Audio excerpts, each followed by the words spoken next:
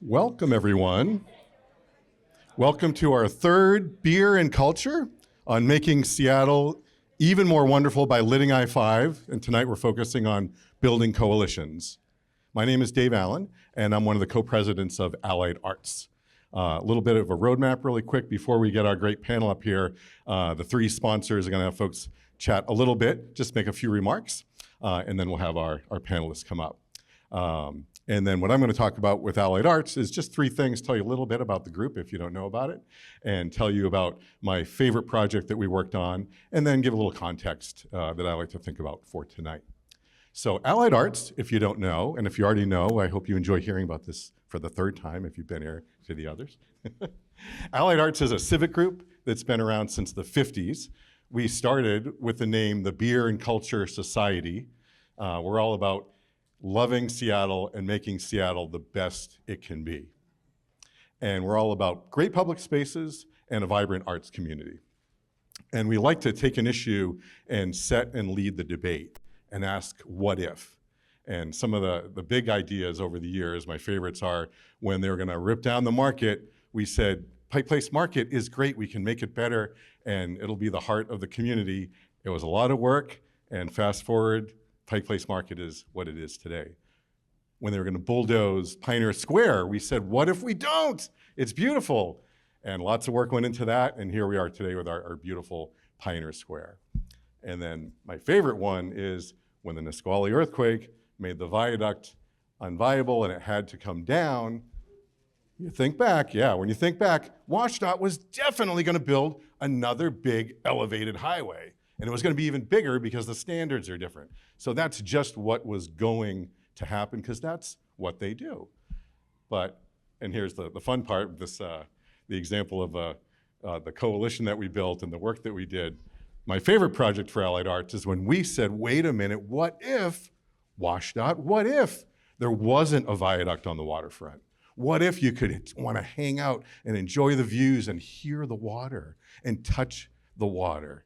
And this would be a wonderful public space, and it would be the next Seattle Center, the next great space in Seattle.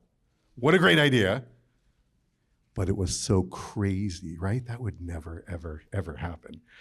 If you were at our last Beer and Culture, Sally Bagshaw, former council member, and she was our waterfront chair for Allied Arts, she was promoting this idea early on, and she tells a story. Someone literally patted her on the head and said, that's never gonna happen. But it happened because of all the work that was done through coalitions. First, we got the ideas out there by having things like this, Beer and Cultures, getting ideas out there, throwing crazy ideas out, getting the excitement going, and then we had design charrettes where people rolled up their sleeves and looked at the idea and said, whoa, if we got rid of the viaduct, we could connect the market to the waterfront and the aquarium. We could connect east-west streets and make Pioneer Square a waterfront neighborhood. And then those pictures got in the newspaper and we had op-eds. And then we built this big coalition of, all these various groups of homeless advocates and open space advocates and just scores and scores of community groups that all saw that they had a role and a part in this vision. And lots and lots and lots more work, and people rolled up their sleeves. Long story short, then there were votes, and then the money was allocated, and then a lot of work was done in design and engineer and public outreach. And here we are today with our great, great, wonderful waterfront coming to fruition because of that kind of coalition work. Okay? So before I bring up our other co-sponsor, Parks, I just want you to think about that it wasn't necessarily gonna be that way. We weren't necessarily gonna have that great waterfront. It was gonna be a big, ugly highway. But we have what we have because we worked hard. And people sometimes ask these days, with everything going on in the world, and this is the context, everything going on in the world, shouldn't we be working on putting out the fires, right? And are we even gonna get money to lid I-5? Like, the money's gonna be gone. And my thoughts on that are two things. One is, as Sally Bagshaw says, we need to chew gum and walk at the same time. We need to do the great things. We gotta fight for the great things and fight against the bad things, right? And when we get together and build these coalitions and get these mailing lists together and get people activated, that empowers us and shows us that we can make our voice heard and we can make things happen and we can make the future that we want, and that applies to the good and the bad stuff. And the other thing with the money, we're patient. It might take a while, it might come and go, but eventually with this vision, it's gonna happen. I know we're gonna lit I-5 and I know we're gonna make Seattle a more wonderful place. So with that, I'm gonna bring up our friends from Parks Foundation. Thank you. Thank you, Dave. Thanks, Dave. Hi, everybody. My name is Rebecca Baer. I'm the president and CEO of the Seattle Parks Foundation, and I can help take that story along a little bit farther. So 25 years ago, we were founded actually out of the loss of a big public space opportunity. So there was a vote in the 1990s to create the Seattle Commons. Does anybody remember that? Yes, yeah. And when that vote actually voted down, it was a big loss for the city of Seattle. We lost Central Park.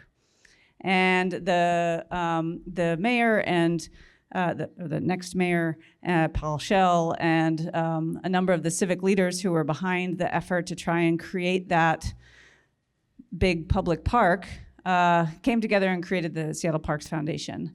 And our mission has really been since then to partner with community to champion thriving and equitable public spaces.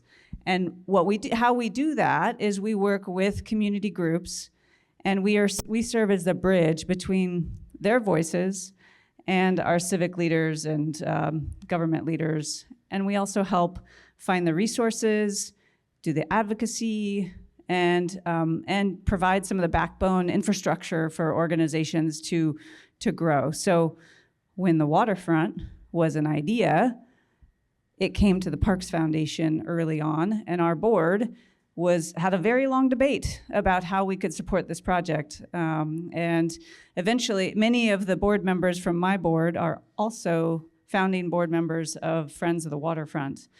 And the intent really was to recognize that we needed to invest both public and private money into our public spaces, and both of our organizations do that. And so the Parks Foundation continued on to grow and support the entire city. We recognized that we couldn't just invest just on the waterfront. We needed to continue to support at that point. And now here we are with another fantastic city transformational project with the Lit I-5. And we are so excited to support this project. It will add acres and acres of parkland and homes and create a much more prosperous city, reconnect the city in a way that will be really transformational, just like the bringing down of the waterfront. So we couldn't be more thrilled to be the fiscal sponsor for Lit I-5. That means that we basically give them the backbone nonprofit capabilities so they can grow and have events like this and raise funds and write grants and bring money in to help support this effort, because fundamentally a project like this, as was stated earlier, but Dave, it takes time. It's going to take a lot of time. It also takes a lot of money. Because it's going to take an incredible amount of planning and coalition building and community building, and everyone here in the room, you are all invited to be a part of the effort, and we're really enthusiastic and supportive of that effort. So without further ado, I'm going to hand it over to John, who's going to talk more about the Lit I-5, and we're so happy you're here. Thanks for coming.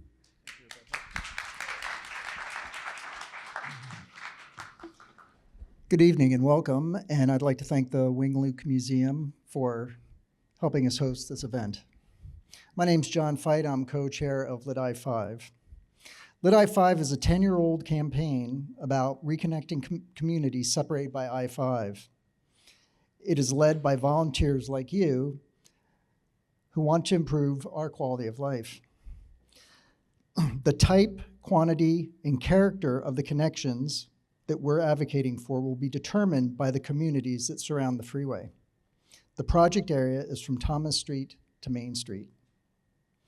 Lit I-5 is not a government agency, but part of nonprofit Seattle Parks Foundation, but we do collaborate with other nonprofits, cities, states, and the federal government. All the drawings you see on the board and in the lobby this evening were done by volunteers and are merely examples of what could be.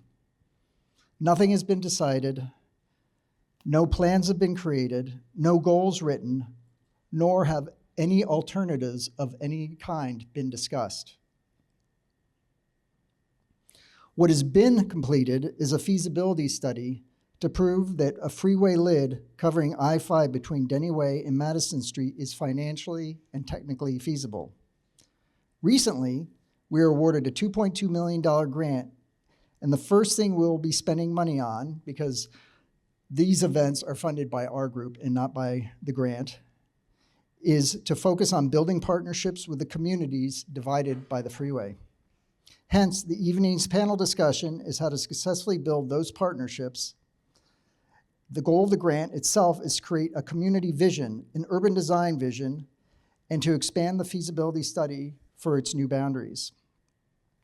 It is important that you know that Washington State Department of Transportation is beginning a master plan for I-5 from Oregon to Canada, and that they will be relying heavily on the community input that we do through our grant to inform that design.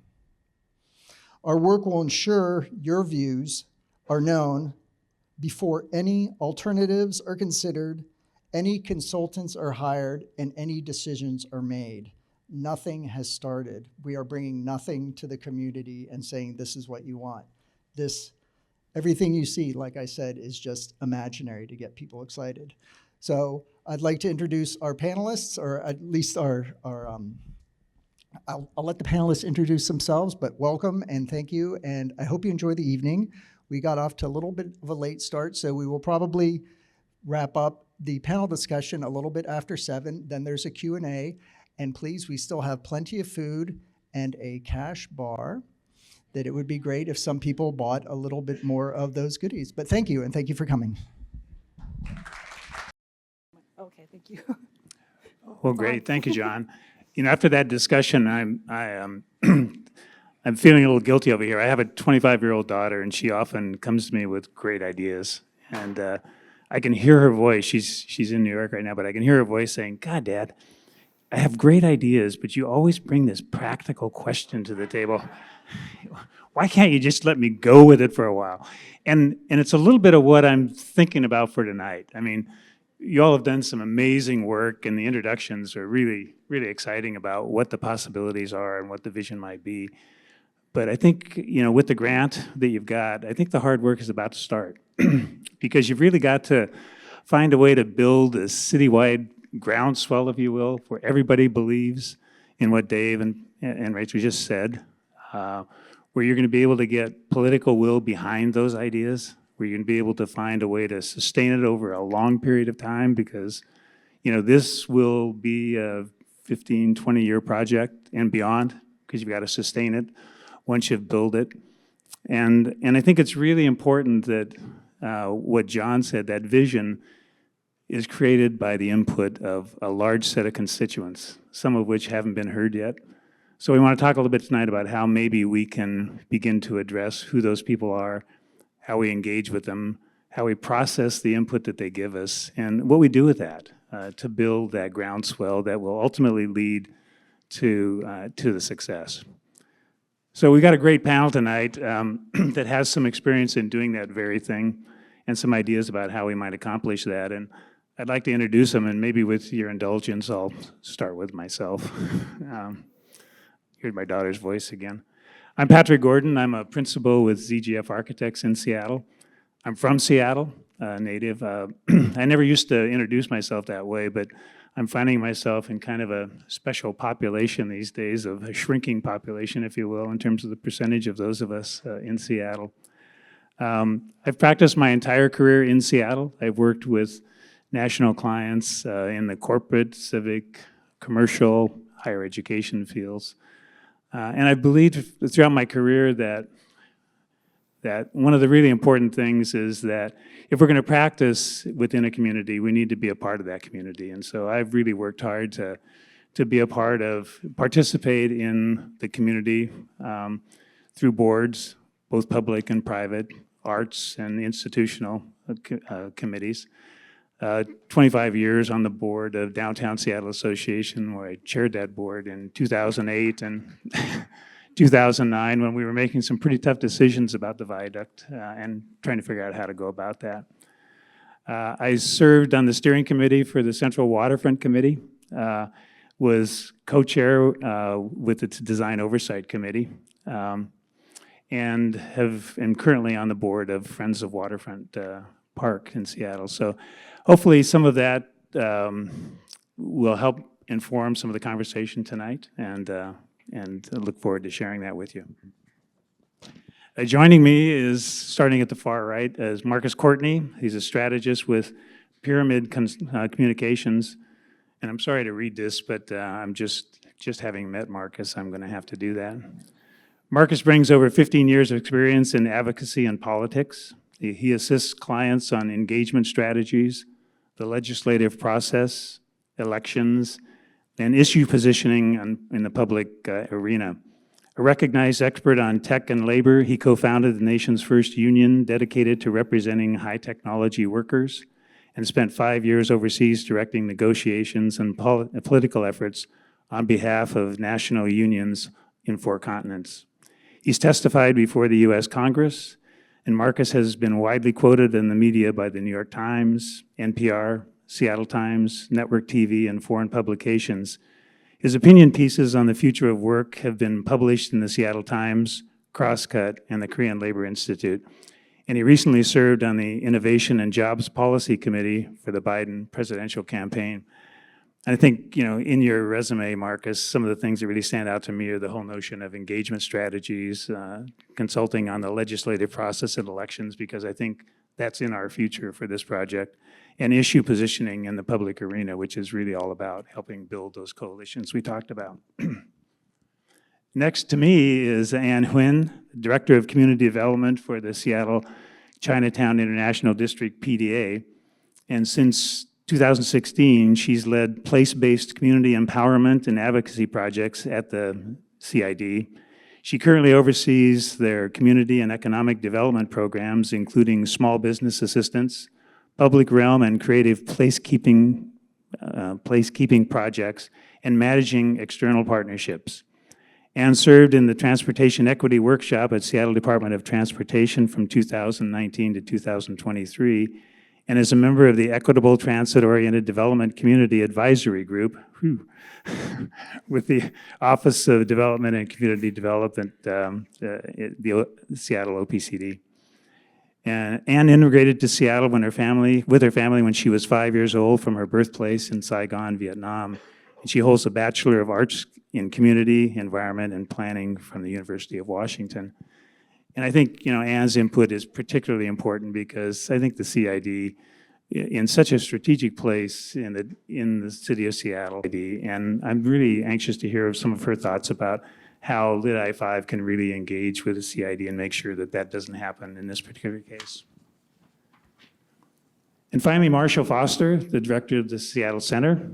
Seattle Center is Seattle's 74-acre cultural campus and is home to more than 30 arts and cultural organizations and destinations, including the Seattle Space Needle, the Seattle Opera, Pacific Northwest Ballet, Pacific Science Center, the Climate Pledge Arena, and others.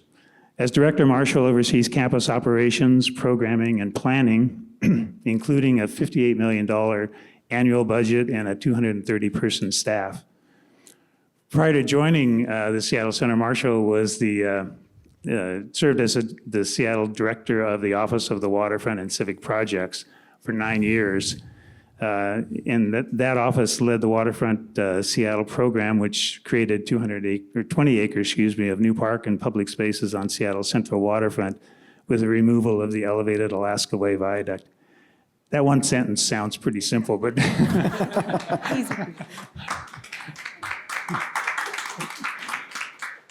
we all know that there was a whole lot involved in that. Prior to the waterfront, Marshall served as Seattle's planning director from 2010 to 2014, and he holds a master's degree in city and regional planning from the University of California, Berkeley. I'm just going to put a plug in right now. And if I have one bit of advice for Lit I-5, go find your marshal. You really need someone like this. He was instrumental, is a major important part in both the planning and the early stages and the implementation and now the successful completion of the waterfront. And I cannot state that strongly enough. We owe him a huge debt of gratitude.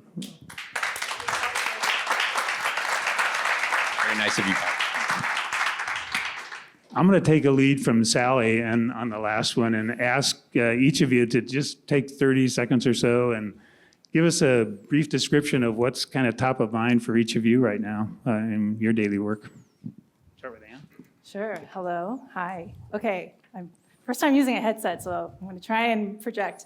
I think for us in the CID right now, the World Cup is coming to mind, as well as Sound Transit are kind of the major events and projects that we're working on to make sure that the CID is represented and heard with all the concerns that these projects could have in the neighborhood. So, yeah. Hey everyone, Marshall Foster. And thank you, Patrick. That was way too generous. I appreciate you saying those things. Seattle Center is a fascinating place. You probably all know it. I hope if you don't, you should come visit. I think what's top of mind for us, honestly, is a big part of why I'm there is to try to help figure out how to bring some of the power of what happened on the waterfront to Seattle Center. We have an incredible legacy. We have an incredible campus. We're blessed to have a wonderful community of organizations. The actual place has been underinvested in, let's just say that. Seattle Center is held together with duct tape and Band-Aids. Extreme pride in how well our staff holds it together, but we need a major reinvestment in that place as well. So that's a big part of what's on our mind. Public safety is on our mind, and that's always a perennial issue, but not to bring up something hard and negative, but the attacks in New Orleans on New Year's Day, pretty big deal. Changed the way we think about public space and sets up some hard challenges in terms of how we keep space welcoming and democratic and safe in this very bizarre world that we're all trying to live in. And then the last thing I'll say is the sustainability of our community. So Seattle Center, those arts and culture organizations are living in a totally different world than they were before COVID. And they're all trying to figure out how to survive that. And we're really asking whether the city and Seattle Center need to start playing a bigger role in their sustainability as well as our own as a city department. So just a few things that are on our mind. Great, thanks. Want to welcome everybody here and want to thank Lit I-5 for the opportunity to be on the panel, as well as the Wing Luke Museum for hosting such a great event.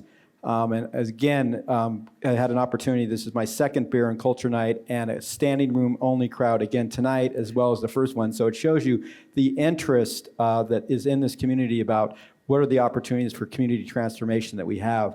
I think in terms of what are some of the three big things that we think about with Pyramid Communications as a strategic communications and public relations firm, as well as my work doing public affairs work. I think one is storytelling, is how do we tell the story as a community to build impact and make change.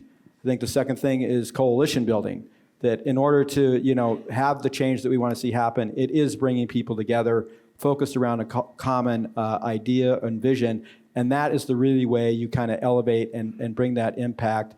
And then I'd say, finally, there's kind of this new conversation that's starting to happen in the country called the abundance agenda.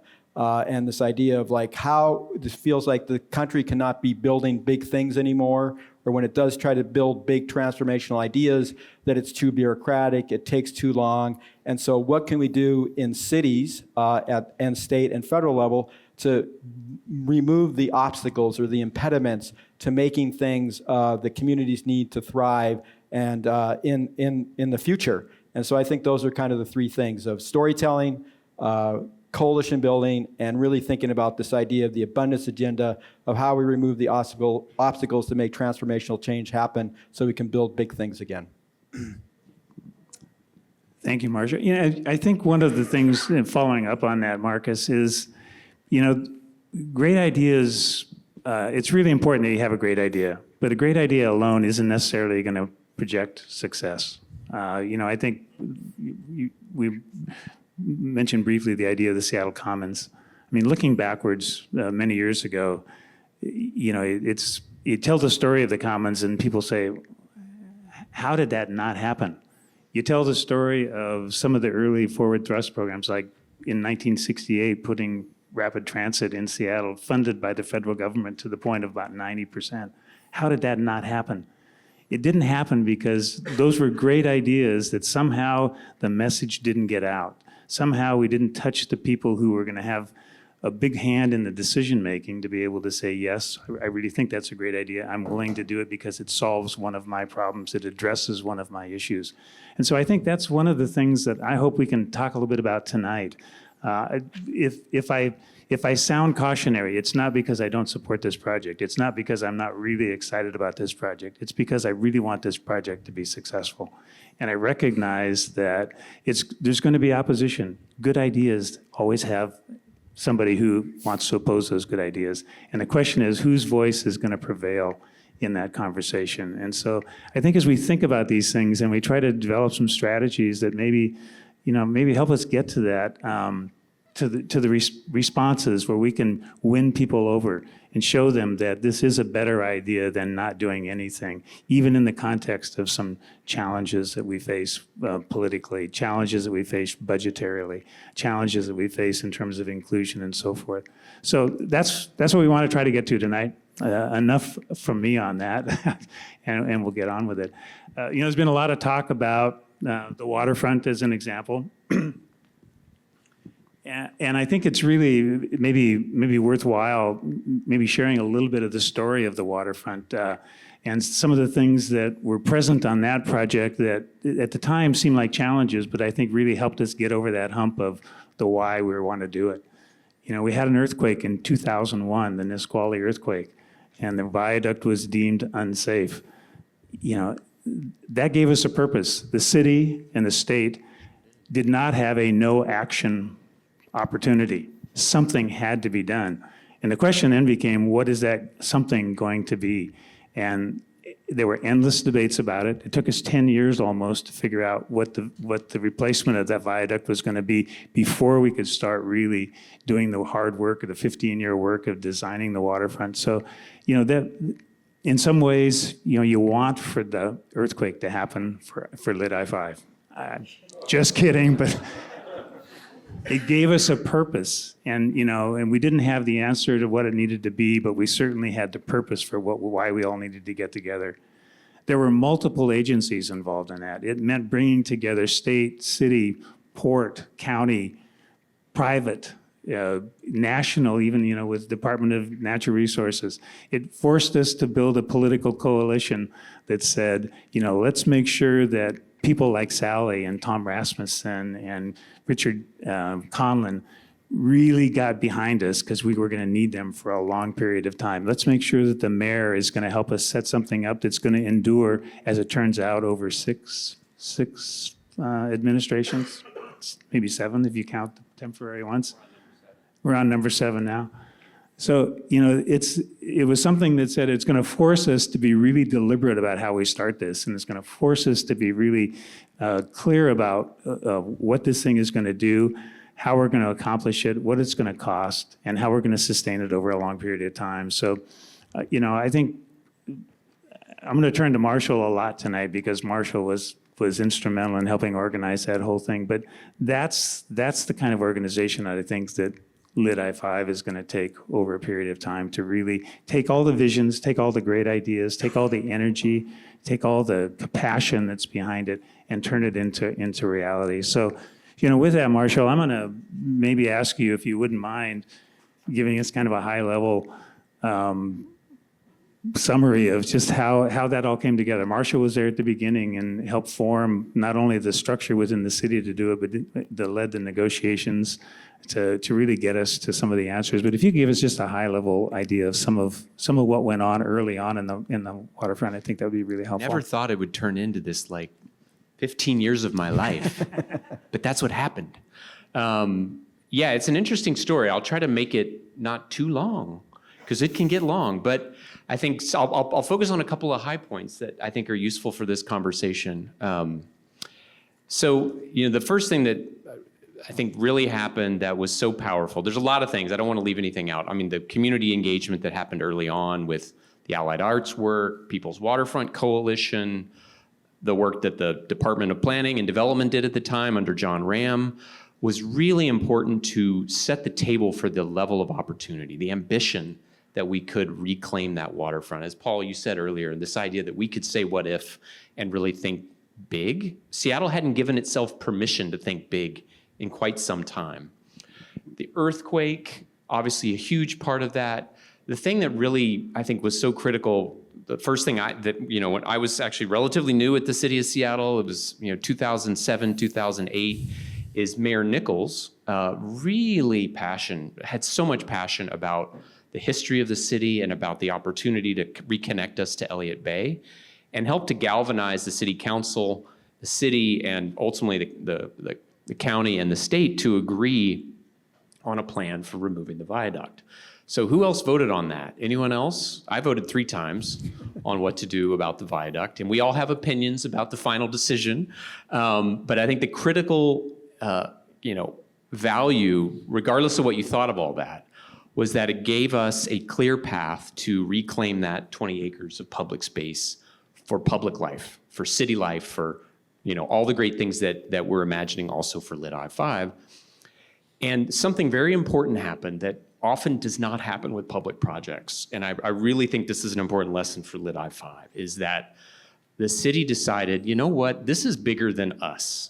If we were to try to go and do this, we will just build a capital project. We'll build a street, there could be some nice park pieces, that's interesting. But we need to bring in a whole bunch of partners. There's a bunch of people who are already out there doing great work in the community. And this committee was created, which basically brought all these different voices from neighborhood, from stakeholder organizations, from groups like Allied Arts were represented, the Seattle Parks Foundation, all of our communities on the waterfront, Chinatown International District, Pioneer Square, Pike Place Market. And basically, before we had a proposal, much like what John said earlier, there was no plan yet. There were a lot of ideas. We welcomed a whole group of people in to be part of the vision and to take ownership of it. The city actually said, you know what? Sometimes cities do commissions or committees. They already know what they want. What they really want is someone to rubber stamp it or put a check mark. I don't mean to sound cynical. I'm just being real with you. This was not that. This was very much like, we're going to hand you all authority. It helped that, this is a weird way to put it, but Mayor Nichols was not going to continue. He had lost his reelection bid.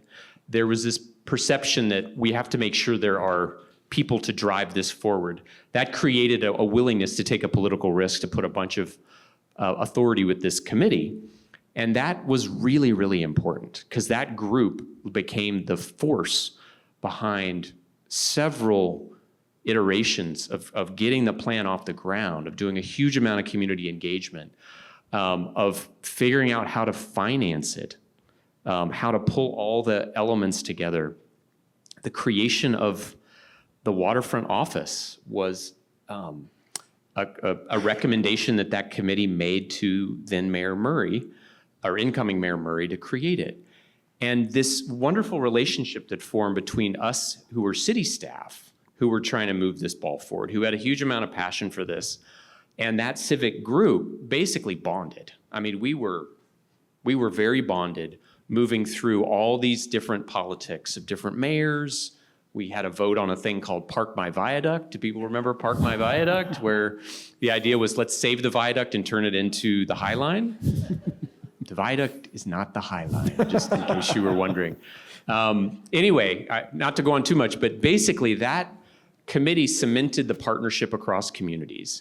And the people who were the leaders of that group and invested in that created the Friends of Waterfront Park, which then raised $160 million for the park. They supported us as city staff in creating an assessment district that downtown property owners brought another $160 million to the park design, and helped to advocate for all the public funding and ultimately the completion of the park. So Not to say it was all the committee, but it was that anchor that it created, and the fact that frankly community was in that conversation and part of the leadership of that group. I'm very glad that we're actually doing this conversation in Chinatown International District, and that we have some of the organizations and the faces who are part of the leadership of this community, because for me, that's a huge part of what this project has to figure out, is how to make it relevant and how to make it carry weight in terms of benefit for these neighborhoods, in addition to just the power of connecting downtown to Capitol Hill. But anyway, that's the core thing that's so important about the waterfront experience, is the power of that civic partnership that took place between the city and that committee. There's a lot of other things we'll talk about, but that's the core.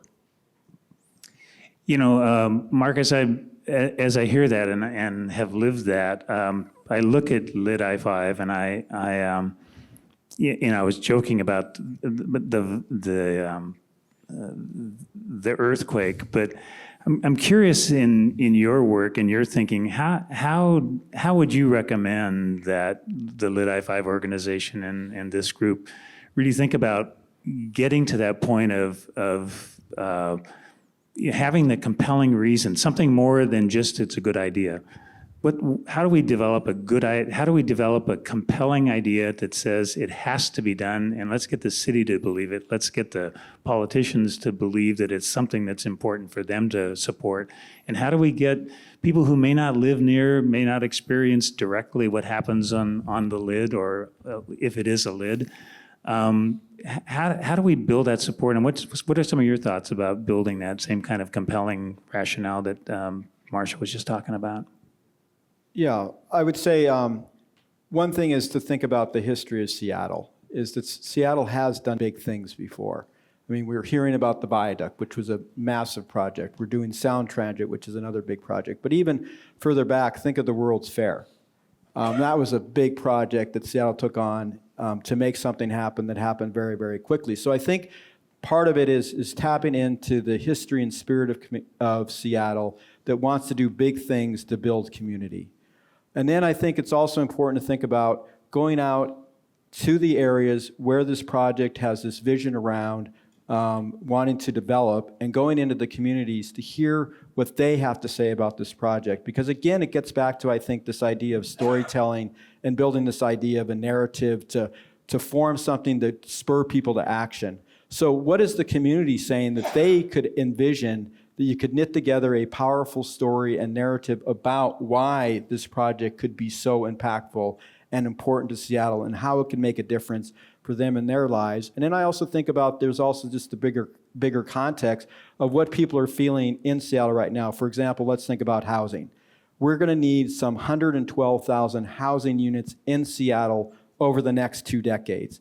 And out of those 112,000 units, we need 80,000 units of affordable housing for people that are making minimum wage to working class professionals such as nurses, teachers, firefighters, and public safety officers. So is there a potential that you could have a project like this that could renew and develop these acreages where you could build affordable housing that could support the people that work in restaurants, that are going to teach our kids, that are going to make sure our communities are safe, that help build that vision and excitement for this project when people are really feeling the pressures, I think, of a city that is feeling out of reach for more and more people. So this is a potential opportunity for vision.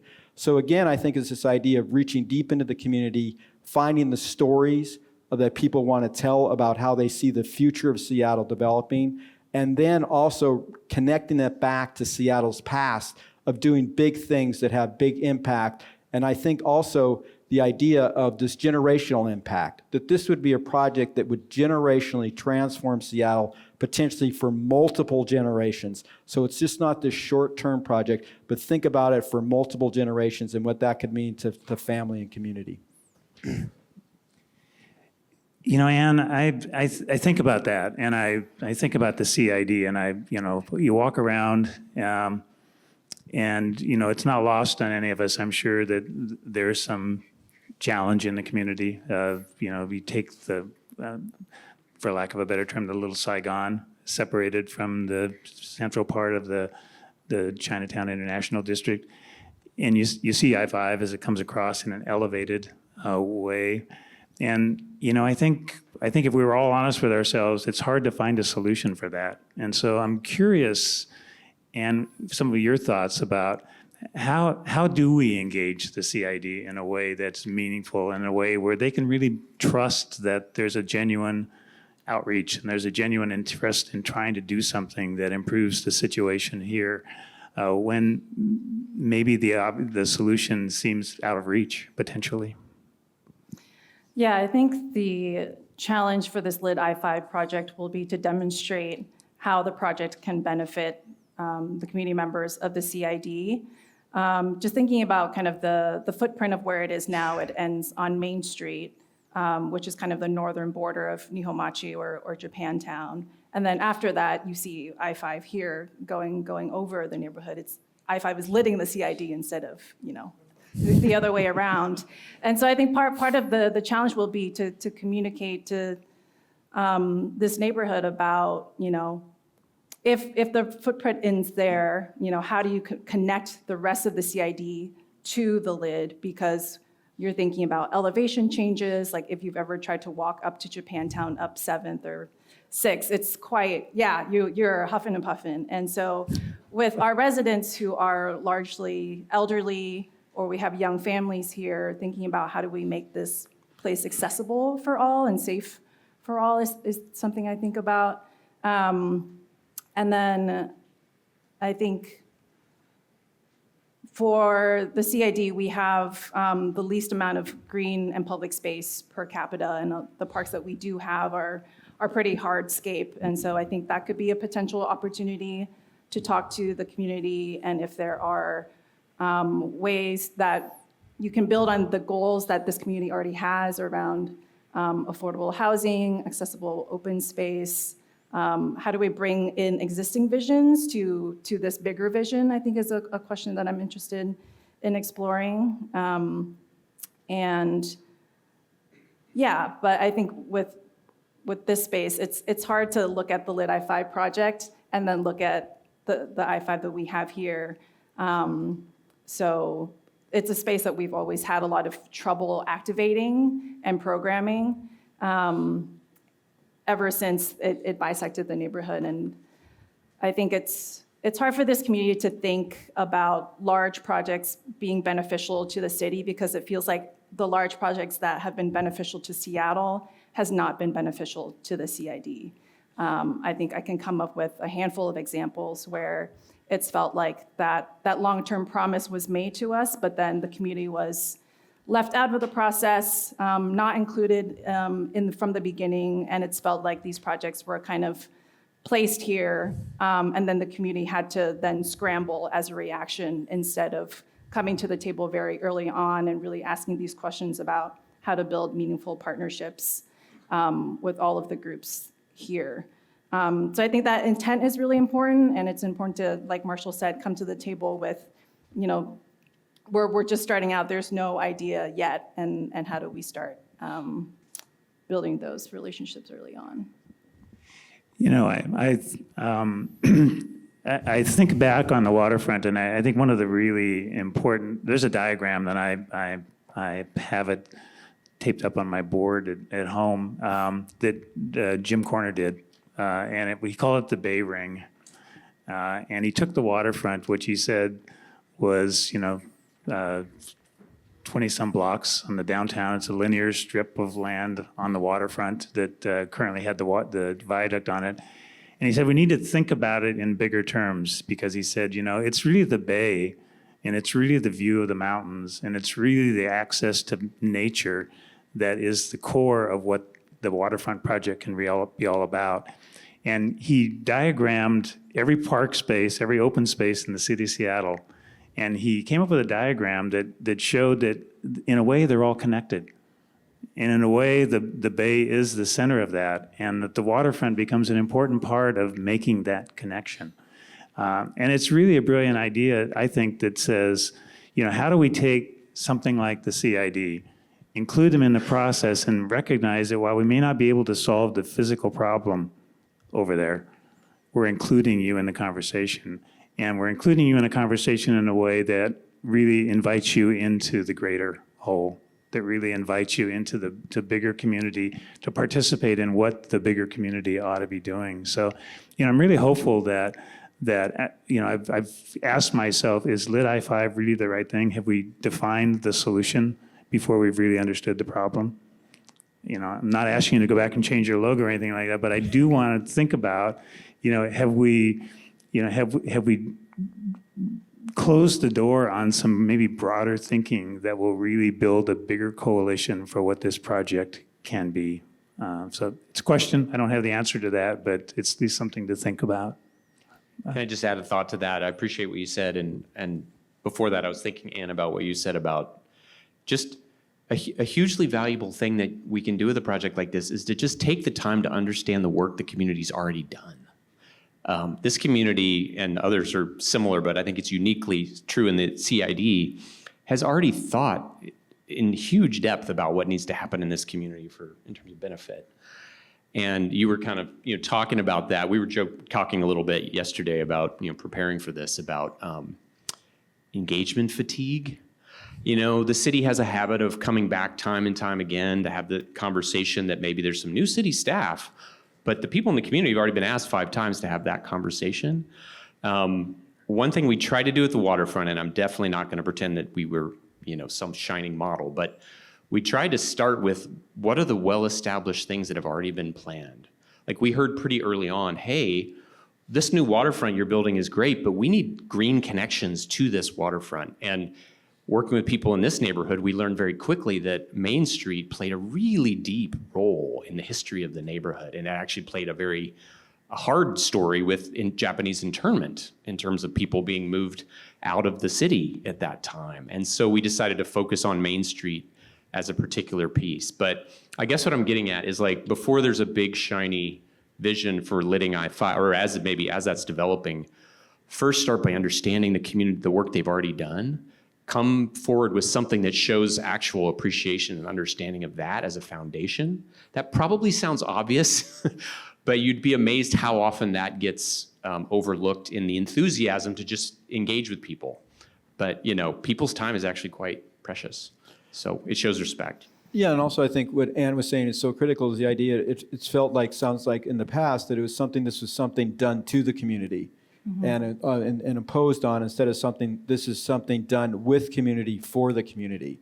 And so this, even thinking about how you change the operating principles and starting from the very beginning from that idea of that as things get going, that's an operating principle that you want to think about because of the historical the people who've been sidelined in the community. In terms of international district, they don't have as much power, they don't have as much wealth.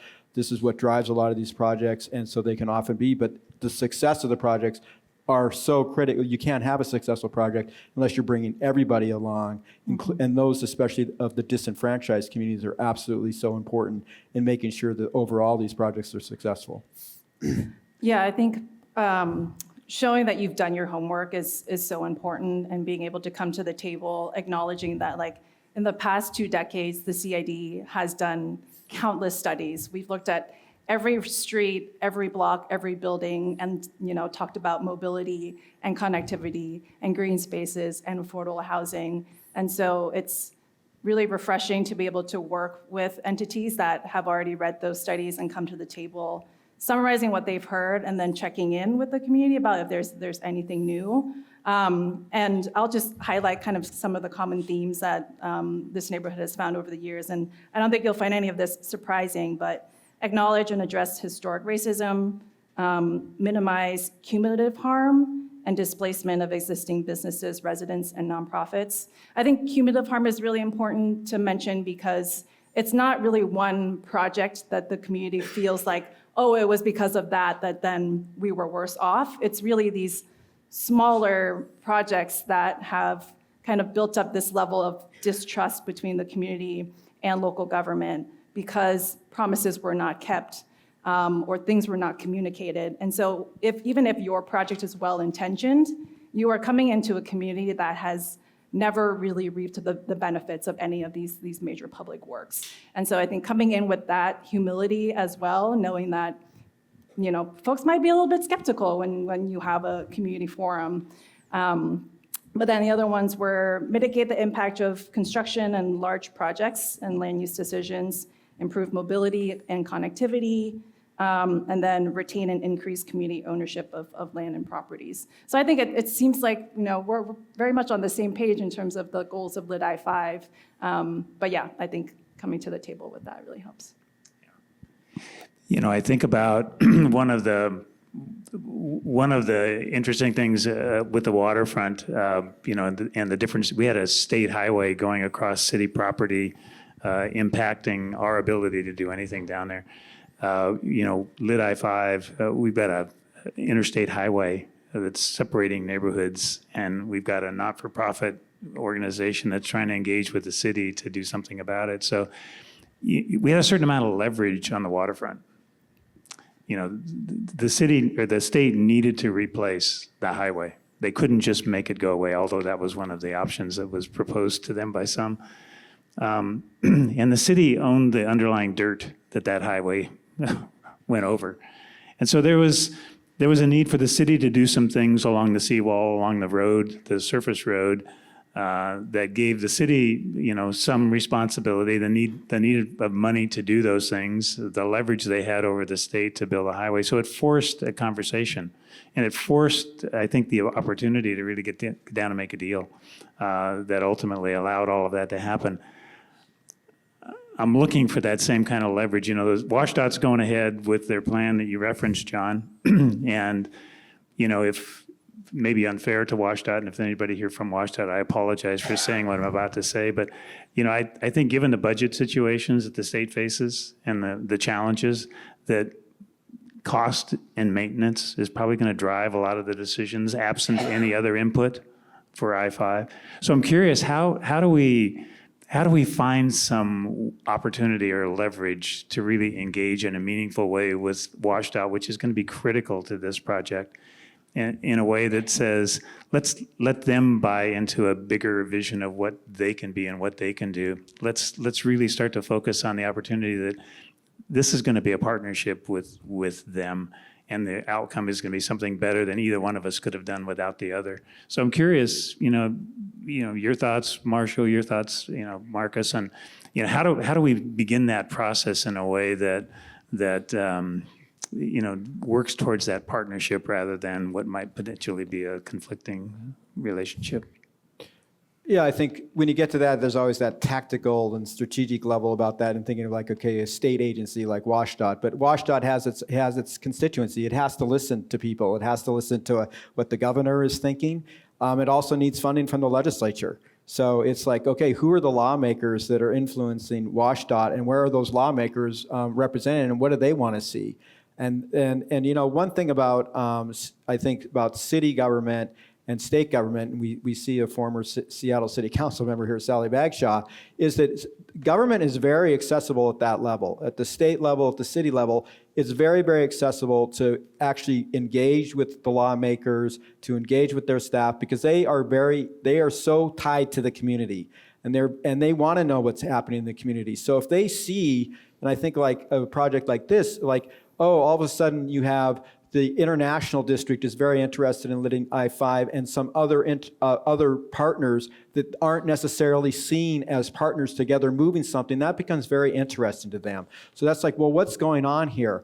And so I think it's really getting to this idea of really building that support at the local level amongst, in the communities, in these districts that are going to be impacted, both at a local city council level and the state legislative levels, that WashDOT has to answer, especially to the state lawmakers, because they're the ones funding their budget. And there's a lot of lawmakers in Seattle, so they're very responsive. And like I said, state government's very open and accessible. The lawmakers want to hear you, and that's an opportunity for the community to engage. So I think those are some things that you can be thinking about, as well as, like I say, the Seattle City Council, and they're also accessible in the mayor, because they're very, very close to the community.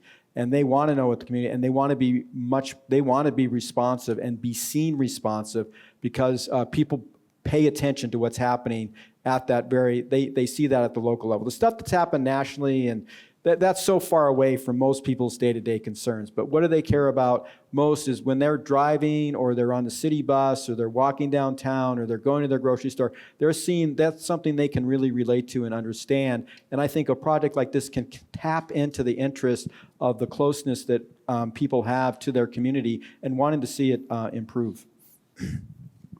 You know, it's a great question. I'm glad you asked about where is the leverage. Somebody, when we were talking outside, was bringing up the same point. You know, how do you bring them to the table? For me, one of the things that it's so valuable that WashDOT has already identified the need to replace I-5. And I'm sure some others remember too, I believe this was last year, maybe 2 years ago, there was a lot of coverage of the seismic risk associated with losing I-5. You know, emergency response in a major earthquake. WashDOT's responding to that. And actually, Leading I-5, you all have done a great job of picking up on that as part of the resilience message with this. I think if we can kind of build a coalition of neighborhoods that really, we do the work that, Ann, you were talking about to get the community's needs and interests reflected in the DNA of the vision of the project, and get a coalition to come together, also centering WashDOT's needs right in the middle of it. They have to work with, to your point, every elected leader of every one of these districts. They have to work with the city of Seattle. They have to work with the community directly to get agreement on how we're going to build it, how we're going to mitigate the construction. The construction of this is going to be something. I think we all can agree on that. There's going to be mitigation that's required. If there's a blueprint of what people need to see, not necessarily like a hard vision, but these are all the elements that need to be addressed as part of this project. We're all locked arms and ready to work with you, WashDOT, to make this succeed. That's very appealing. I mean, as someone who's built large projects in Seattle, having a unified partner who you can work with to kind of cut a path through all that sort of political turbulence, if you will, is extremely appealing. And the WashDOT leadership, I think it's fair to say, they've been very willing to collaborate on this, and they've seen the need for that kind of a partnership. So, you know, in some ways, we have this kind of this is a bit of a silver lining, you know, in this kind of very difficult moment we're in nationally. The reality is there's not going to be the kind of dollars necessary to do this for a little while. It's a great time to plan. It's a great time to build the coalitions. It's a great time to get that whole strategy cooked so that we're ready to really have that path clear to work with them in the future once they have the money for it. You know, and I do apologize for suggesting maybe we should change the name to Lit I-5, but it really goes to the question. I think, you know, if somebody asked me to redesign an egg carton, you know, the first thing I'm going to think about is a carton, and I'm going to be kind of focused on what is that carton going to be made of, what is it going to look like, how's it going to be different. If the problem were presented to me in a way that said, how do I transport 12 really delicate eggs from the store to my home safely, then maybe I'll think something different than a carton. And I think that's what really goes on in my mind with the opportunities for Lit I-5. It's to say, let's don't think about the lid over the Pike Pine couplet. Let's take it from, as you said, John, Denny and Thomas Streets all the way down to Main Street and say, what are the issues that are impacted by the fact that I-5 cuts through these neighborhoods? And we won't be able to solve them all necessarily, but if we understand them, like Marshall is saying, and we collect them, then maybe we can begin to build coalitions around people who are interested in some of those issues so that we can begin to then define what the real purpose of this project is. So again, not trying to be critical or skeptical, but just trying to say, you know, maybe it's time to back up isn't quite the right word, but maybe it is time to back up just a little bit and reassess what we're doing, why we're doing it, and how we're going to accomplish it and build the coalitions that we've been talking about tonight. So that's kind of the overall messaging. I'm looking at the clock, and I know, John, we got a little bit of a late start. Should we start the Q&A now? If there are some, we certainly would be. You'd like to hear more? Okay. Go ahead, Ann. Okay. What do you want to hear? Let me see. Let me look at my notes. I mean, I can talk about the general history or engagement press? Well, maybe just to suggest a thought, the CID is an incredibly diverse neighborhood in the city. And I think one of the questions I might ask is, were the CID to be involved, how do we really touch and get in touch with that diversity that exists here in a way that we can really believe it represents the community as a whole? Is there a mechanism now? Is there a coalition now that really represents that? And who might you suggest that we engage with if we haven't? I guess I'll start just with kind of an overview of the CID demographics. So it's obviously largely an immigrant and refugee community. Roughly 3,000 to 4,000 people live here. A fifth of those folks are 70-year-olds and older. Most people speak a language other than English at home, primarily Cantonese or Vietnamese or Mandarin. The average median income is $37,000. So you have a largely immigrant and refugee population that don't speak English at home that are living below the poverty line. So I think just to set the tone of what projects like this mean to this neighborhood that often don't have a voice in local decision making. But I'll start with our residents. So it's a largely elderly population, and we also have young families here. And I think when reaching out to residents, I guess your question was, is there like a mechanism in place for community engagement? And my answer is no. It's messy, it's multifaceted and layered, and you have to change your strategy based on who you're trying to reach. But I think with our residents, it's really building by building and working with the staff who manage that building, who have these trusted relationships with our residents to see if you can come and talk to them. Definitely have things translated with interpreters way ahead of time. I think that's something that we often advocate for with the neighborhood is giving yourself enough time to prepare all these materials so that it's multilingual and accessible for a lot of different groups. Small businesses is the other sort of large stakeholder. This neighborhood has over 350 small businesses, so one of the densest small business districts in the city, and again, largely mom and pop shops, immigrant and refugee owned. And small business owners don't have time and they don't want to talk to you. And so a lot of what we do is door-to-door outreach in language. And even then, I think it's hard to sell an idea like this that won't happen 15, 20 years down the line when the business owner is worried about their day-to-day operations. So I think being willing to do multiple touches and building that trust over time is really essential. We also have family associations that are a large stakeholder group. So when the first wave of immigration came over from China and Japan, a lot of these folks were single men coming over to the United States to make money. And as a way to form community, family associations were formed with people who were coming from the same area as a way to also build wealth and maintain relationships. And these family associations have been able to buy property together in the ID and build a lot of political power that way. And so there's a huge contingent of family associations that are still based in the neighborhood that are very interested in knowing what's going on. And then I think service providers and other community institutions is another group that you definitely want buy-in from early. We have the food bank here, language learning schools, International Community Health Services, Wing Luke Museum. So those are kind of the main groups that I would kind of strategize your outreach around. And yeah, it's messy, but I think that's the beauty of it. And yeah. Start early. Start early. Start now. Yeah, and make it fun. It doesn't have to be like a charrette. I know we all love charrettes, but you can only look at a map for so long and put stickies on things for so long. Yeah, it is. It's particularly. It takes a particular amount of care and patience, I think, to do work in this community because, just from my experience, the city's very used to sort of having a go-to organization in each neighborhood. Like, you know, it's very easy in the city, oh, well, it's Pioneer Square, let's talk to the Alliance for Pioneer Square.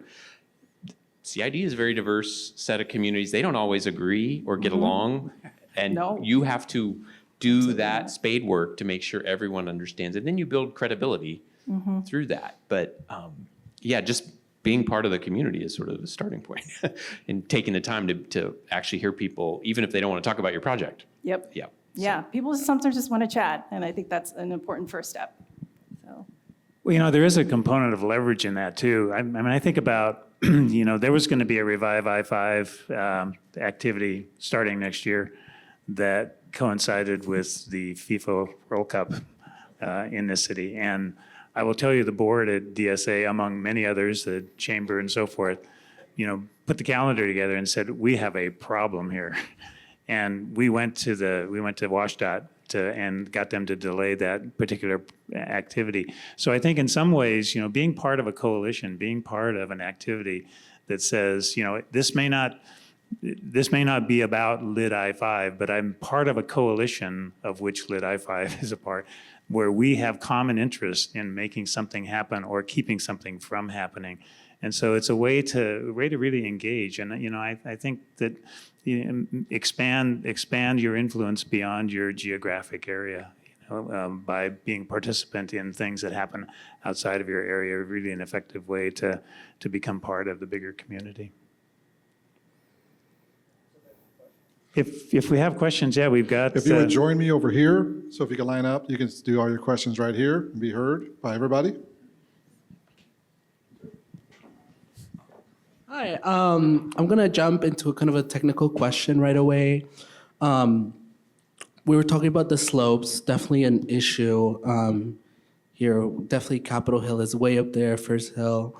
I'm from Colombia. I'm from Bogota, Colombia, and the slopes have really been an issue in low-income areas over there. Urbanization has occurred a lot in a lot of those hilltops with very little regulation, especially during the internal conflict. And have there been any considerations that there could be the use of any transportation methods to just get people up and down?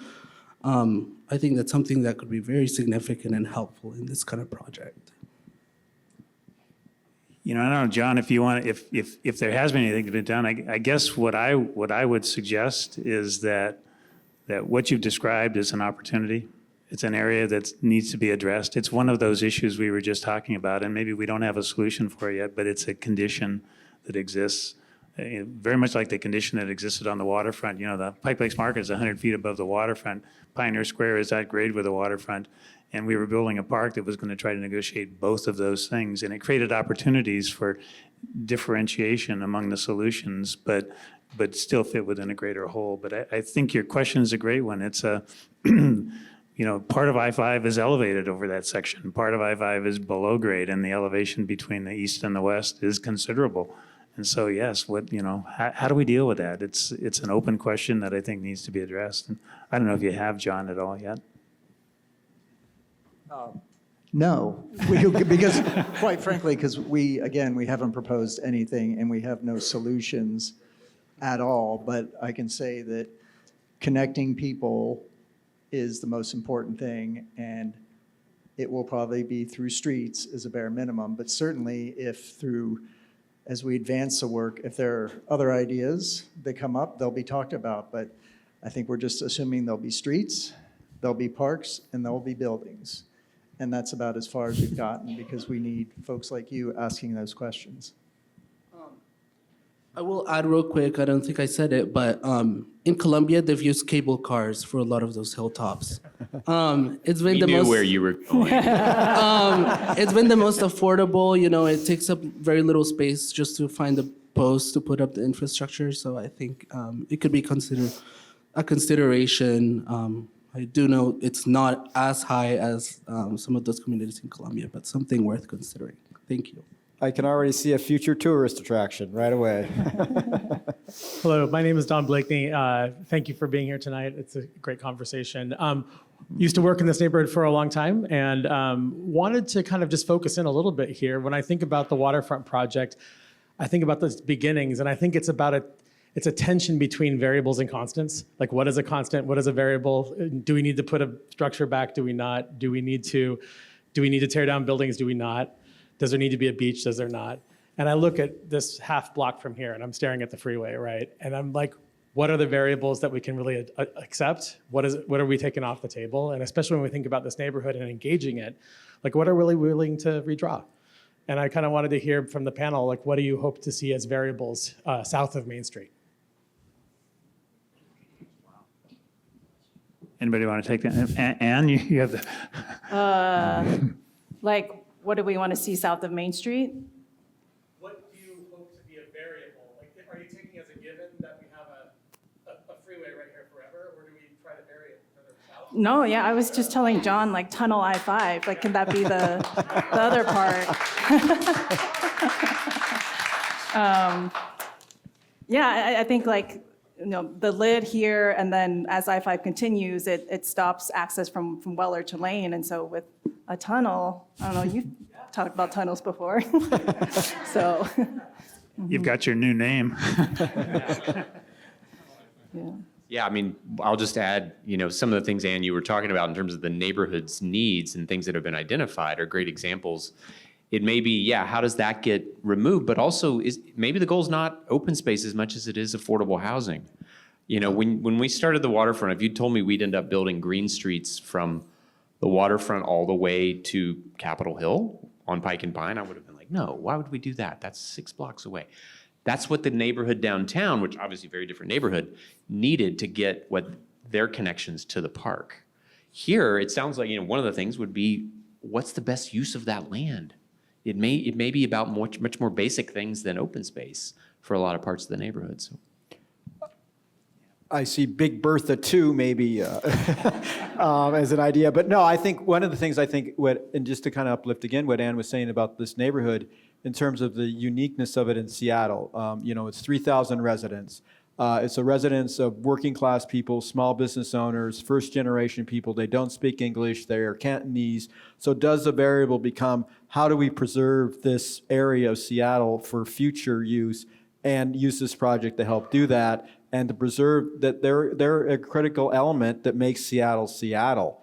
I mean, I think that, Seattle is not Seattle if we don't have this idea of an international district. And obviously, as we know, Seattle is getting much, much more expensive. The living crisis is real. And so the living crisis is probably more real for the people that are here in this international and the district. So trying to include that concept as an important variable of like, how do we preserve this area and preserve the workingness of this area and uniqueness of it, is it building a core foundational element of a project like this of Liddy I-5 is a foundational element, and having that, this idea of that people can have this first generation experience, run a small business, and find vibrancy in the Seattle for their own culture. It kind of goes to my maybe silly reference to the egg carton. We're not talking about a freeway there. We're talking about what's the problem here, and let's identify that and see what maybe some solutions to that problem are. So. Hi, I'm an East Sider, but I've been coming into the city forever, since time immemorial. I can remember when the I-90 bridge had the semi-roundabout in the middle before. So that being said, I heard a term once when they were doing the waterfront project. It was a pig with lipstick on it, something to that effect, the viaduct. We've been called a lot of things. Right. Well, if that was a pig with lipstick, then trying to keep it G-rated, the I-90 or the I-5 project going through CID was a nightmarish monstrosity. And the one thing I can say about this effort is, at the end of the day, we need to do this CID community right as far as minimizing, if not eliminating, the footprint of that damn thing going through the middle of the CID and bisecting it.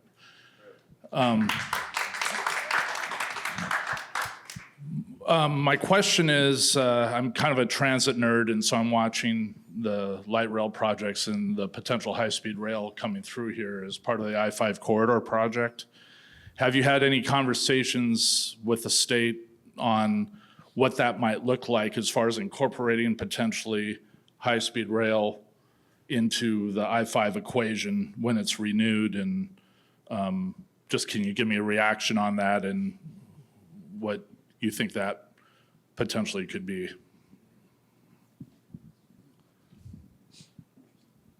We've certainly talked to folks who are involved in that project. We haven't had at-length discussions, but casual conversations among ourselves have always thought, well, if the routing does go down Interstate 5, like some people have spoken, that would be a cool spot maybe for one of the stations that serves Seattle. But it hasn't advanced very far simply because we don't know enough about the project, but we'd certainly like to know more. And getting back to the discussions about partnerships, having a strong anchor like high-speed rail and transit that appeals to a lot of people as part of this, and leveraging that project into whatever the lid becomes, I think is really exciting and probably exciting to a lot of other people. And by the way, thank you to the East Sider for being interested in what's going on the West Side. Hi, I'm Kathleen, and I work in the neighborhood, and I work for an organization called Historic South Downtown. And I was going to talk about the, burying the structure because, if you look at it and you talk about what Ann talked about with addressing historic racism, that bridge is historic racism. And you can look at how the highway runs through the rest of the city, and it's below grade downtown, right? So it's a much nicer connection. And what happened in this neighborhood when they built that, Dearborn Street, there wasn't supposed to be an exit, but that was the mitigation that the neighborhood was offered. So I think we need to look at that clearly. And to me, the only real answer is to bury it, but obviously we're having conversations, we're including a lot of different ideas. But we just have to start with the idea that that represents a wrong and that it needs to be fixed. Thank you. I would also want to mention that as we talk about fixing it, the primary concern is to avoid displacement activities. If we put a park there and make this a really desirable neighborhood, no one who lives here now is going to be able to afford to live here. So we want to make sure that we're very careful about what we do and how we do it. Building more housing, more affordable housing might be the answer to that, but we just need to be intentional for everybody who lives here now that they can benefit from the work that we want to do. I think that really speaks, thank you, really speaks well to one of the concerns, which is what we do has got to be enduring over time. If you were around when Freeway Park first opened up, there was a big fanfare about this brand new park, and then it got ignored, and it became a place that you didn't want to be, and what was a beautiful park to start with in terms of configuration, which all of a sudden didn't have security, didn't have maintenance, and didn't have care that it really deserved long-term, became an impossible place to be, or not a desirable place to be. And now that the attention is back on it, it's one of those spaces again that we can treasure. So I think you're right. Let's not just build open space without having a purpose for it, without having an intention to really going to maintain it and use it and program it and take care of it over time. So thank you. Can I just add a quick thought? It just occurred to me, Kathleen, when you shared that, the question came up earlier, like how do you make what's the value to this community of being part of this larger coalition? And it takes time and energy and all those things. The idea of tunneling that is a great example of that. Like for me, when this whole conversation about this was happening and we're talking about CID, I assume the only way this is an improvement is if it's tunneled. Does anyone disagree? Just want to check. No. But if we want to make that happen, obviously that's a lot more expensive. Having a coalition of all these organizations, CID together with First Hill, together with the Convention Center, together with Capitol Hill, all those communities have the same picture in their minds of what's happening. You were making this point, Patrick. Then you have the leverage and the power of that larger coalition all saying, and in the CID, it needs to be tunneled, as opposed to the CIDs trying to carry that message itself. Like to me, that's the strength of that building partnerships, message of tonight. Like to have that kind of strength would be amazing. Yeah, WashDOT didn't want to put a lid on Mercer Island, and they didn't want to necessarily put a lid on the I-90 corridor through the Central District out of the tunnels. But there was pressure that was brought on those projects to make that happen. I think the 520 exchange down in Montlake is another example of that same very thing. So there is power in the whole. And I think, let's use that power. Let's find a way to build a plan that says let's use that power, not to stop the project, but to enhance it in a way that makes it really meaningful and beneficial to all of us. Yeah, hi, I'm Josh. I am a transplant, not a native. But my biggest interest, as you talked about a lot, was how instrumental one of the panelists were for the waterfront. And it's more outside of community outreach, what can cities do and what can groups that aren't part of city government do to get these projects more forward, or get them more set up in a way that we can do them more effectively or faster. What can we do, especially outside of city government? Go ahead, you can go. Well, a lot.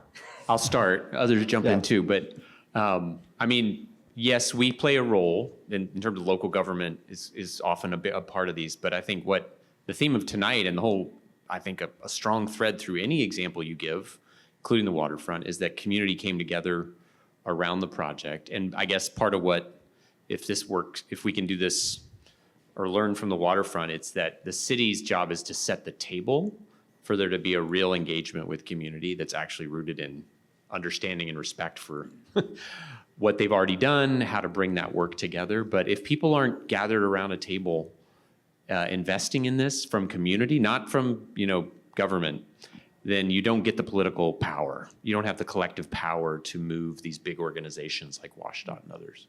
As a quick follow-up, is there a way to maybe persuade a reluctant city government into moving towards these projects? Because I know, especially outside of Seattle, there are governments who may not be as open to non-car oriented infrastructure. Well, I think your question fits in, like I said at the very beginning when I talked about this idea, there's kind of now this broader conversation happening with this idea of the abundance movement, that basically city, governments there's pressing needs, whether it be housing or, a whole host of projects, but we can't seem to get things done. I mean, a famous example is the charging stations with the infrastructure, Biden's IRA Act, that, we wanted to build 100,000 infrastructure, we allocated billions of dollars to build hundreds of thousands of chargers for electric vehicles, and years later, we've only built 26 in the entire country. And so people are saying, well, how is that possible that here in the United States that we literally can't build, charging stations for cars? What are the obstacles to doing that? And I think it's, questions like you that are asking this of what do we need to do to keep getting city government done, and how do we have a project like this where there's community involvement, and trying to identify what are those roadblocks? What are the roadblocks? Instead of saying it's going to take 15 years, why couldn't we do it in 10 years? And what are the things we could very specifically identify in the process that we could think we could streamline? And does that require city action? Does that require a passage of a state law? Does that require working with our elected officials at the federal level to help bureaucrats move through and cut those things? I think those are very identifiable in a project like this and incorporate it, but it's like having these conversations with people like you that want to be involved and engaged. They're helping raise those issues of how do we do things quicker, faster, better, smarter in order to move things where we really, looking at Seattle, I mean, we all, like I said, I think we're all feeling the pressure that, the Seattle is, there's a moment, an opportunity now over the next 10 years, but we have to be doing things faster and smarter and better, and we can identify to get government working. And we used to be able to do these things. Like I said, I mean, think about the Seattle Center. That was built. The Space Needle was built. It didn't take 20 years to do it. It took a very much shorter time. It's not that long ago we did these things. We just have to rediscover that. And I think that's why it gets into that storytelling idea. What's the story we want to tell? Do we want the story to be something that takes 50 years, or is the story we want to tell the community came together and we decided to do it and we put our shoulders to the muscle and we did it in 15 years instead of 30 years? And I think that's part of that, anchoring our North Star vision in the stories we want to tell and having that community conversation. Yeah, and I'll add, like, I don't underestimate the power of just an individual and groups of individuals coming together, because I think the other large stakeholder group that I didn't mention in the CID is everyone who visits this place, everyone who goes to eat. Like, that's tens and thousands of stakeholders that like love and care about the CID. And so there's so many ways that you can plug in, like the Lit I-5 group, and knowing like what opportunities there are to advocate at the city, state, or federal level to make sure that this project is resourced and that the larger public knows about the project as well. So, yeah. You know, Josh, you're not alone. I promise you, you're not alone. And my recommendation to you is, no, just trust that there are other people out there thinking the same thing. Get a hold of Rebecca, you know. You know, Seattle Parks Foundation, get a hold of Lit I-5. They are in contact with people who believe the same thing that you believe. And together you're going to be a lot more powerful in terms of having a voice. So, you know, that's how to get engaged. You can't do it alone. You're just not going to make it alone. But there are people out there who will be allies with you, who will be supportive and give you a chance to engage in a really meaningful kind of way. Oh, okay. Just real quick.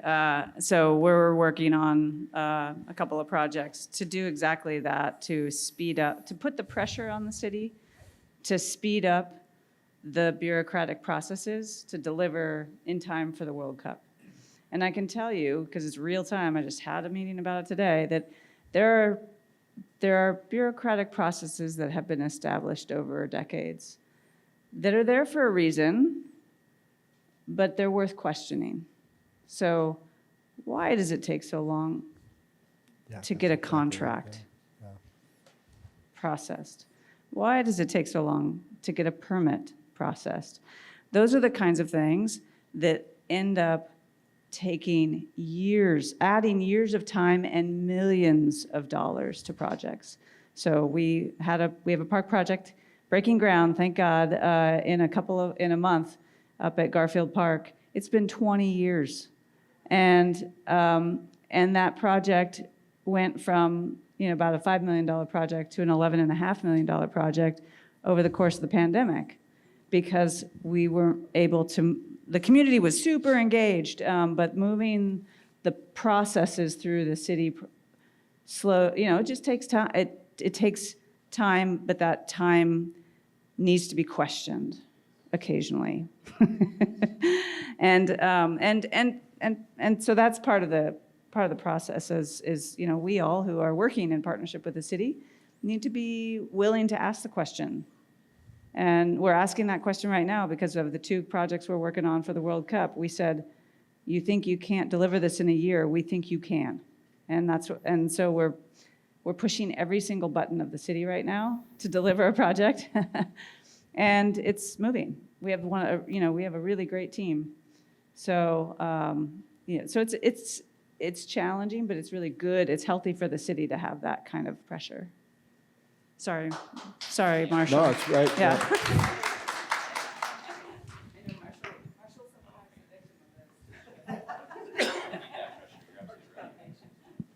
Hi, my name is Daya. Thank you for the great panel discussion. I actually just learned this.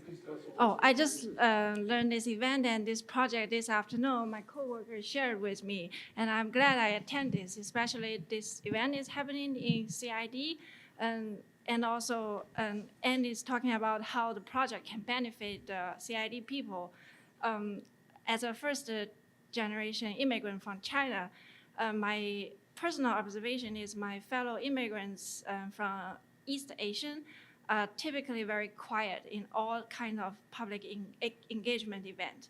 Maybe it's because of cultural difference. Maybe it's because of the political system we grew up with.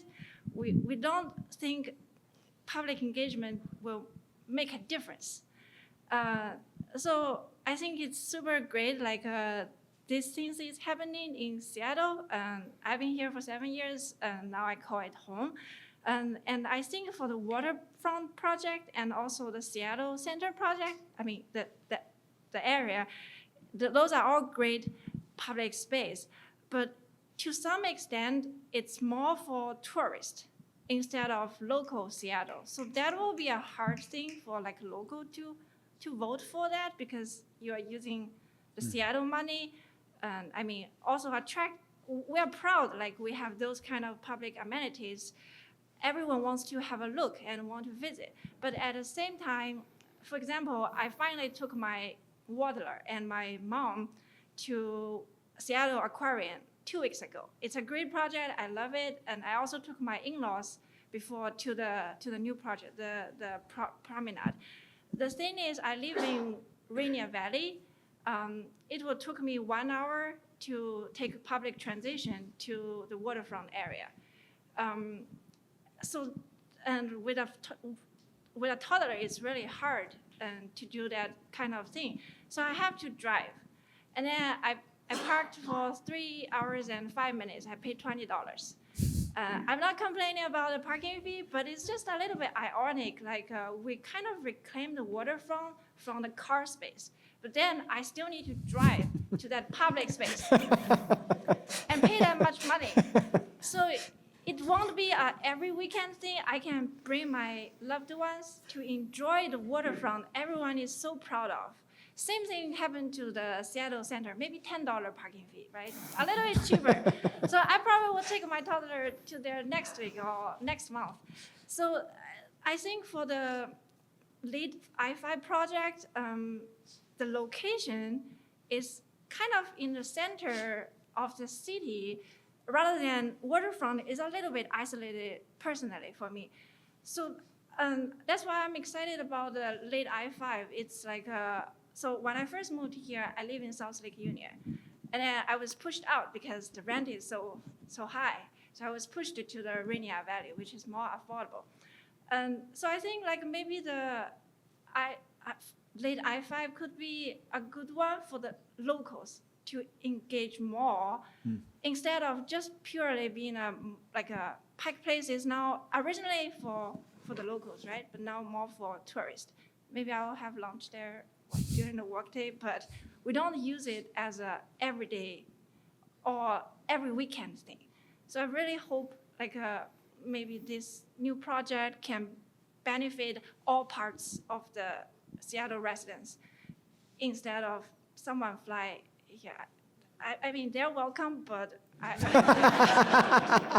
mean, yeah. So yeah, just hope like how you can make it more like a weekend. Residents can enjoy it. Yeah. Great. What I hear is, a wish for the Lit I-5 project is accessibility and availability to everybody, and I think that's an important message that needs to be incorporated. And I'm sorry for some of your experiences that prevent that from happening for you before, but it's, I think as an aspiration for the Lit I-5 project, that's some great input. So.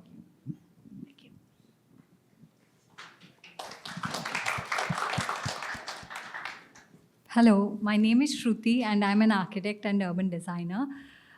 My question is that the project talks about affordable housing. It talks about supporting local businesses and small shops. And it talks about making these marginalized communities a big part of the discussion.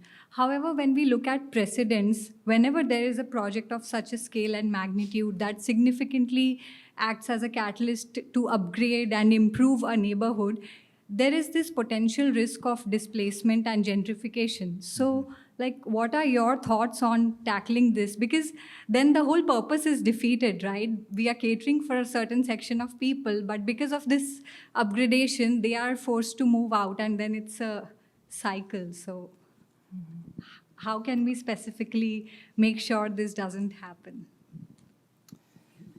Yeah, I think that would be a major concern for the CID because I think because of where we're geographically based, right in the middle of downtown at the intersection of all these amazing public transportation options, this neighborhood has become an incredibly attractive place for developers.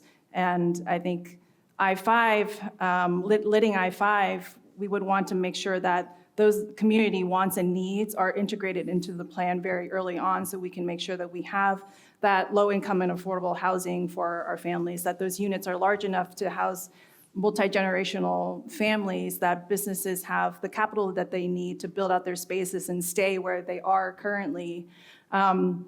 And I think I'd like to believe that if we build something cool for the people who actually use it and live here, then visitors will come. It shouldn't be the other way around, you know? And so making sure that we prioritize those needs front and center.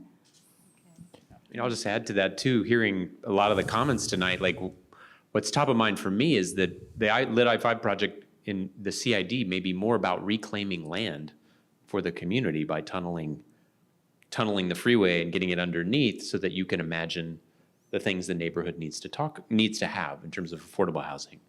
And then there's an incredible urban gondola that goes up the hill and connects people to the park, and other places. I mean, I'm having fun, but it may not be a park space that has the gentrifying effects that are well documented that it can have. It may be that it needs to be about things that are actually serving the very unique community that's here. Not that a park wouldn't, but it has that challenge. That's kind of the beauty of what you can do with having so many different communities that are part of this idea, is it can express itself in really different ways in different places. It doesn't have to be one monolithic idea of a green space necessarily. I would just add to that in terms of that recently Seattle created the Seattle Social Housing Public Development Authority. And the mission of the Seattle Social Housing Public Development Authority is to build affordable housing, generational affordable housing that is permanently owned in public good. And that's the mission of the institution. And the idea is that once it gets up and running and it's financed through an excess compensation tax for businesses to pay workers over $1 million a year, the first $1 million is free, and then it's taxed over $1 million. That is 5%, goes into a fund to build this Seattle social housing, and then ultimately build enough to build a revolving loan fund. But you could imagine as that entity gets going, that could become a critical piece of this Lit I-5 effort to try to permanently build in affordable housing that is from, not to get too technical, but what they say in the Seattle housing, affordable housing areas like 0 to 120% income. So it's people like you're talking your current residents that are making $36,000, but could it go up to people that are making $120,000, $130,000, and those higher incomes would subsidize lower income people. But you could imagine that through this development, there is an entity in Seattle already that could be an instrument to help build in more affordability, to help be a buffer against the gentrification pressures that we're seeing. And also, as with affordable housing, there's a lot of competition for affordable housing units in terms of how it's financed through the federal government tax credits and all this very complicated formula. But the unique thing with this Seattle social housing developer is that it's going to have its own ability to do its own funding and own loaning.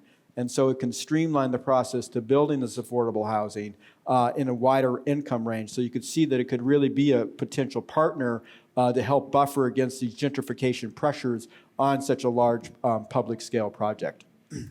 Something else is mitigation. I think thinking through what potential impacts this project might have on the immediate surrounding community when it comes to traffic or trucking routes or noise and air quality control. And I think starting that conversation now so that mitigation actually occurs before the project even starts and is occurring while the project is undergoing, and then also afterwards, making sure that that sort of resource and support is there for the immediate community, I think makes a huge difference. Because then the community has a little bit of a buffer, because constructing a lit is going to take a long time and is going to be very disruptive, but there are ways to help buffer that impact. Thank you. This panel discussion was a great starting point for me to brainstorm further and think about this project. Thank you.